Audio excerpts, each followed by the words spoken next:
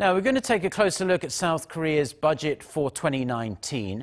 And the Unification Ministry here has released the details of its spending for next year. To keep improving ties with North Korea, its budget for inter-Korean cooperation has been hiked quite a fair bit, by 15%, which puts it over the 1 trillion Korean won mark for the first time since 2016. Our Unification Ministry correspondent Jung-hee reports.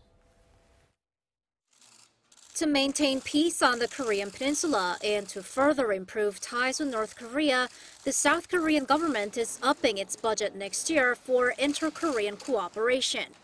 On Monday, Seoul's Unification Ministry released its 2019 spending plan. It calls for spending 1.1 trillion won, or almost $1 billion on the ministry's Inter-Korean Cooperation Fund, a rise of 15% from this year. For inter-Korean economic cooperation, South Korea is raising its budget by over 60%. The money will be used to connect and upgrade railways and roads between the two Koreas, as well as to lay the foundation for future economic cooperation. Grants, mostly for companies doing work on the projects, will rise by 25%, up to $274 million. In loans, mostly for the equipment to be provided to the north, by almost 500% to just over $100 million. With grand goals ahead for inter-Korean forestry cooperation, spending in that field will increase by 280%, mainly for disease and pest control work and modernizing the North's tree nurseries. Another big part of Seoul's agenda is resolving humanitarian issues.